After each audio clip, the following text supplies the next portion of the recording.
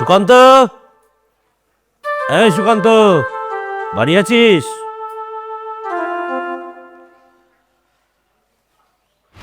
ও তো বাড়িতে নেই। কেন, আপনি কিছু বলবেন?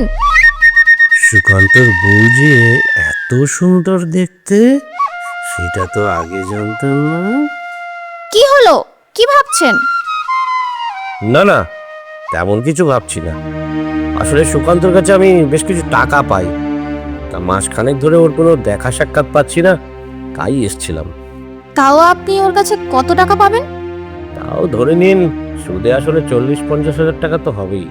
ও বাড়িতে আসুক, আমি ওকে বলবো ও যেন আপনার সঙ্গে দেখা করে। আচ্ছা, আমি আপনার নাম কি বলবো? আমার নাম মানব মণ্ডল, আমি আপনাদের প্রধান। আপনি আমাদের প্রধান সাহেব? এমা, ছি ছি ছি। আসলে আমি তো আপনাকে কোনোদিন দেখিনি, তাই চলুন না ভেতরে গিয়ে বসবেন। আমি চা করি, চা খেয়ে তারপর যাবেন। না না, আজ থাক, চা অন্যদিন এসে খাবো। সুকান্ত আসলে বলবেন ওই জন্য অবশ্যই আমার সঙ্গে দেখা করে। আচ্ছা ঠিক আছে, আমি বলবো। আচ্ছা তাহলে আমি আজকে আসি। আচ্ছা ঠিক আছে, আসেন।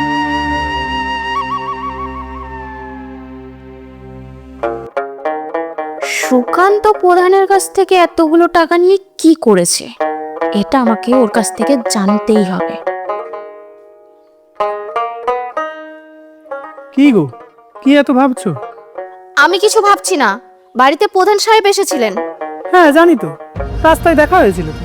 আচ্ছা, তুমি প্রধান সাহেবের কাছ থেকে এতগুলো টাকা নিয়ে কি করেছো? আরে তোমার বৌদির যখন শরীর খারাপ হলো না, তোমার দাদাকে যে আমি 30,000 টাকা সুদে এনে দিলাম, ওটা তো আমি প্রধান সাহেবের কাছ থেকে এনে দিয়েছিলাম। ও আচ্ছা, আসলে তুমি তো আমাকে কোনোদিন বলনি যে প্রধান সাহেবের কাছ থেকে টাকা এনে দিয়েছো। আসলে তুমি কোনোদিন জানতে চাও না যে আমি কোথা থেকে টাকা এনে দিয়েছি, তাই বলিনি আর কি। আচ্ছা ঠিক আছে, তুমি গিয়ে হাত মুখ ধুয়ে আসো, আমি তোমার জন্য খাবার পাচ্ছি। ঠিক আছে।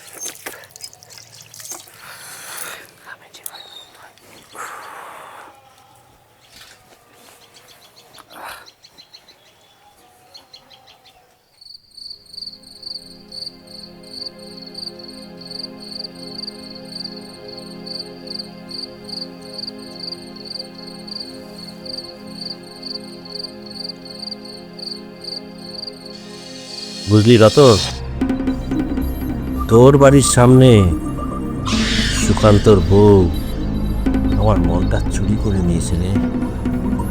কি বলছো দাদা? মন চুরি করে নিয়েছে? তাহলে পুলিশকে একটা খবর দিই। আহ, মজা করো না রতন। ভাবো ভাবো কি করে ওই মালটাকে আমার বিছানায় আনা যায়। দাদা, আমি যত দূর জানি ওই মালটা টাকা পয়সার প্রেমে পড়বে না। ওই মালটাকে ভাগে আনতে গেলে অন্য কিছু প্ল্যান করতে হবে। যা করতে হয় করো, যত টাকা খরচা করতে হয় করো, যে কোনো উপায়ে ওই মালটাকে আমার বিছানায় চাই। ব্যাস ব্যাস, বুঝে গেছি দাদা। তুমি কোনো টেনশন নিও না দাদা, এই ব্যাপারটা তুমি আমার উপর ছেড়ে দাও। তুমি শুধু আমার দিকটা একটু দেখে নাও, তাহলেই হবে। ঠিক আছে, বাড়ি যাওয়ার সময় বিলালকে আমার নাম করে 10,000 টাকা নিয়ে যাস। দাদা, তাহলে আর এক প্যাক ঢালি। বলছিস মানা? দেখো দাদা, হ্যালো। ব্যাস ব্যাস। হুম,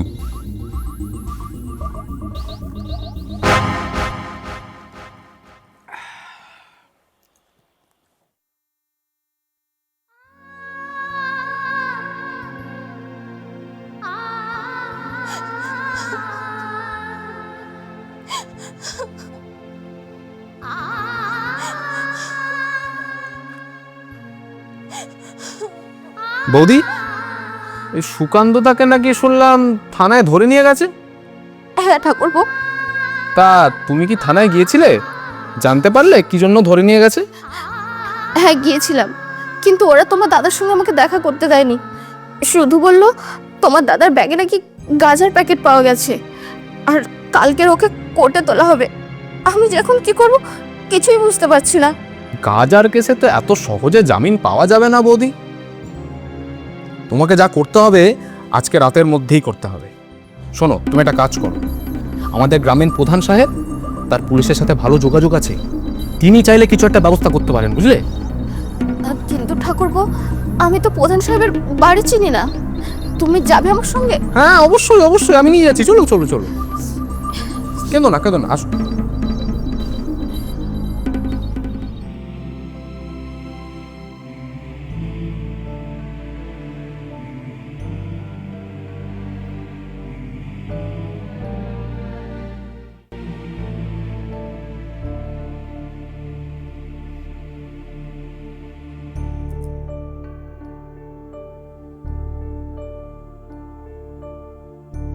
দাদা,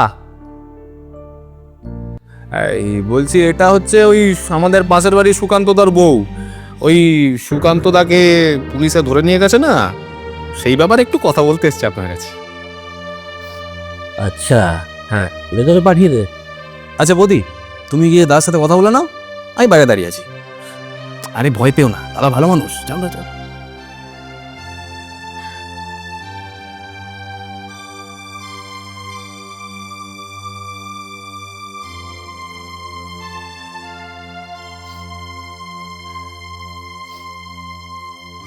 দাঁড়িয়ে গেল, বসো।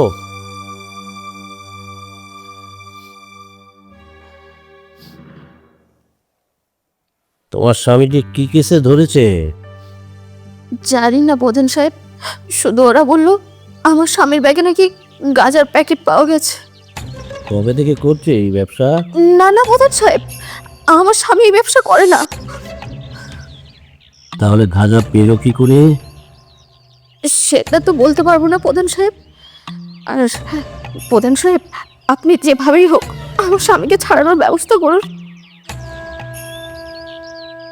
গাজার কেস বড় ঝামেলার ব্যাপার, মনে হয় না ছাড়বি। প্রধান সাহেব, আমি আপনার পায়ে ধরি, যেভাবেই হোক আমার স্বামীকে ছাড়ানোর ব্যবস্থা করুন। আচ্ছা, আমি যদি তোমার জন্য গলা জলে নামি, তাহলে তুমি আমার জন্য হাঁটু জলে নামবে তো? মানে আপনি কি বলতে চাইছেন? আমি তো কিছুই বুঝতে পারছি না। মানেটা খুব সহজ, তুমি যদি আমার জন্য কিছু করো, তাহলে আমি তোমার জন্য কিছু করতে পারি। বলুন না প্রধান সাহেব, আমাকে আপনার জন্য কি করতে হবে?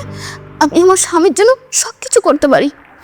বেশি কিছু করতে হয় না, তুমি শুধু আমার সাথে আমার ওই বিছানায় যাবে, আমি তোমাকে নিয়ে আমার বিছানাটা একটু এলোমেলো করব। আপনি কি বলছেন সেটা আমি খুব ভালো করে বুঝতে পেরেছি। আমি কখনোই এই কাজ করব না। তাহলে আমিও তোমার জন্য কিছু করতে পারলাম না। প্রধান সাহেব, আমি আমি সব কাজ করতে পারবো, শুধু এই কাজটা বাদে।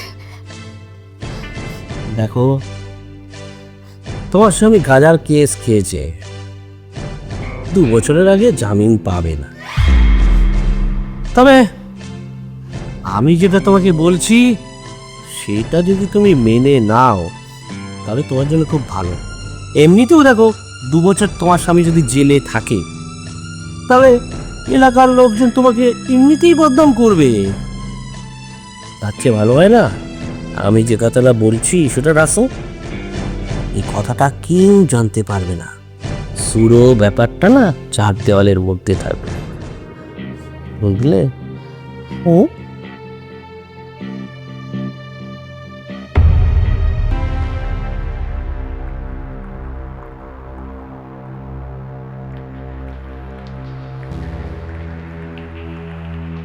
সুকান্তদা,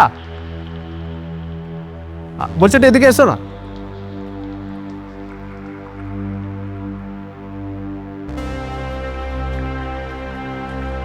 বল, ডাকলি কেন? শোনো না, বলছি তুমি কি বাড়ির দিকেই যাচ্ছ? হ্যাঁ, বাড়ির দিকে যাচ্ছি। বলছি আমার এই বাজারের ব্যাগটা একটু বাড়িতে দিয়ে দাও না, আমার একটু কাজ পড়ে গেছে। ঠিক আছে, দে। এন। ঠিক আছে।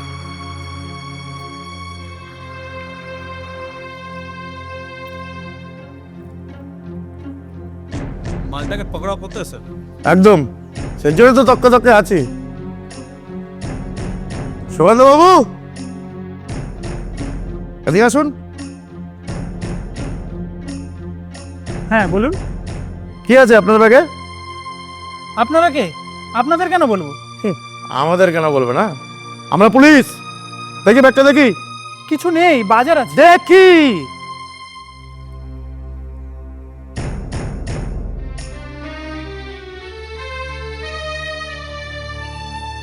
অমিত বাবু, চলবে নাকি একটা?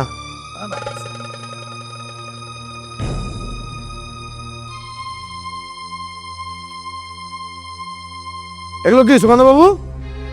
এই ব্যাগটা আমার নয়, এই ব্যাগটা তো আমাকে। চুপ করুন।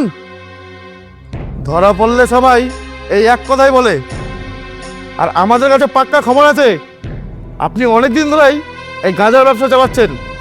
বিশ্বাস করুন স্যার, এই ব্যাগটা আমার না। কোনো কথা নয়, কোনো কথা না বলে গাড়িতে উঠুন। যা বলার ওটা গিয়ে বলবেন। উঠুন, আরে উঠুন।